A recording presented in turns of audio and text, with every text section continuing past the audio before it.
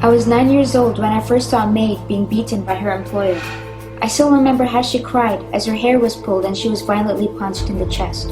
And this wasn't the only abuse I witnessed. I'd frequently see housemates, some as young as 15, being yelled at and called racist names by their employers. When I was 14, I began paying attention to news stories about migrant workers here in the Middle East. Headline after horrifying headline: maid commits suicide, construction workers starved to death, maid beaten, driver killed, yet little is being done about it. A vast sea of foreigners pour into the Gulf to work as manual laborers, domestics, and drivers. Saudi Arabia alone absorbs 500,000 housemates per year who've left their worlds behind to work for complete strangers who are free to abuse them or even choose not to pay them. There have been literally hundreds of thousands of cases of unpaid salaries. Enticed by the promises of good wages, many go into debt paying fees to crooked job recruiters, only to find wages so low it will take them decades to break even. Some employers confiscate their passports, making returning home impossible even if they have the money. This amounts to modern-day slavery, and it makes me feel depressed and helpless, but most of all ashamed that this has been taking place year after year right in my very neighborhood. Migrant workers in the Middle East are undervalued, exploited, and denied basic human rights. While so many of us have turned blind eyes to this situation, thousands of migrant workers have been living in squalid labor camps or languishing in the households of abusive employers, their spirits broken and without hope of ever again seeing their families. We have a collective responsibility to these people. Someone must speak up and fight on their behalf, and that someone is us. These are the construction workers being driven home after another 12-hour shift. Tek Prasad came here from Nepal to do manual labor. His salary of $180 per month is his family's lifeline back. They haven't been paid in 4 months. They're not even treating us as human beings because they are not giving us our salaries. Tek came to Doha so he could send his children to school and pay for his wife's medical treatment. He took out a bank loan to finance his trip here. Every day that I work, I get more and more tense. I think about how I will pay for my debt, the school fees, and my wife's doctor. All of these men have similar responsibilities. They took a gamble on Qatar and mortgaged their land to come here. Both their families and their bankers are waiting for the money to be transferred home. And they metal pins into her body when she asked for her wages. The master of the house held me down while the mistress gave him the metal pins to put into my hands and leg. I endured the pain in silence because I thought I may be killed if I struggled. The 14 pins in the woman's body were taken out during 2 operations. It is claimed as a torture case. So what we thought was if we keep that in the body, her body, it may cause some psychiatric problems for her in the future. Lechumi's husband, a manual laborer, had hoped his wife would help him build a home for the family. But today he wants justice. She went because we were poor.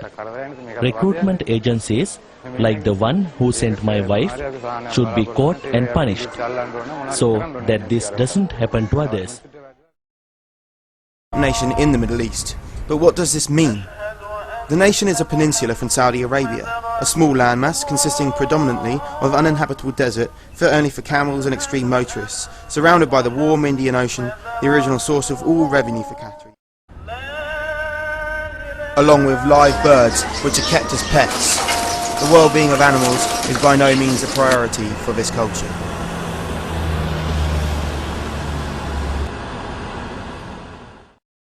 Pay no tax but receive housing benefits and free healthcare and education. But beneath the service lies discontent. Labourers from India, Bangladesh and the Philippines are often forced to live in far more squalid conditions. Saddled with a $3,500 debt and hounded by the moneylenders, Venakti killed himself last month. Now a widow, Gangamani has no way of providing for her 2 young children.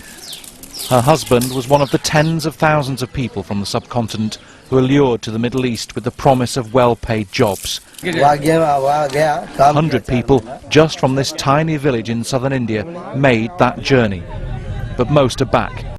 Their passports are being illegally held by their former employers. A photocopy is all they've got left.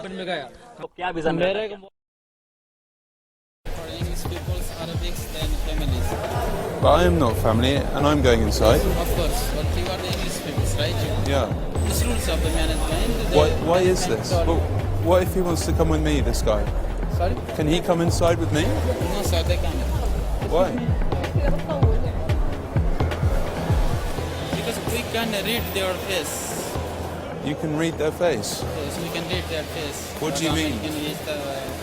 Arabics. Excuse me. Tamil, then Arabics. But I'm not an Arabic guy. Asian people, especially for Asian people, is not allowed to go inside.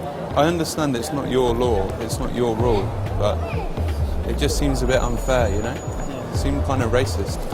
I mean, what about this guy? Where is he from? Arabic.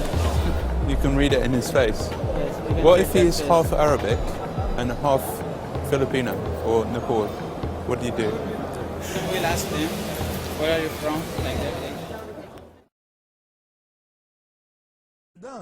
وهذا في القانون الوضعي. القانون الشرعي أيضا يدخل في هذا، يعني يؤيد هذا الجانب، وهو مسألة الحرابة، لأنه هو إفساد في الأرض. صحيح.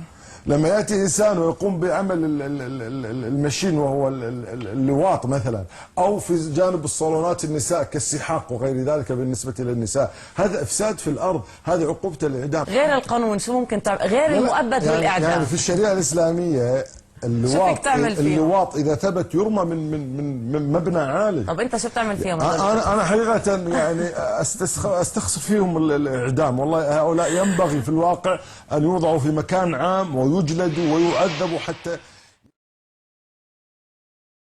On her case, whilst her wounds may cause shock and outrage, human rights organisations say this type of abuse is all too common. Laura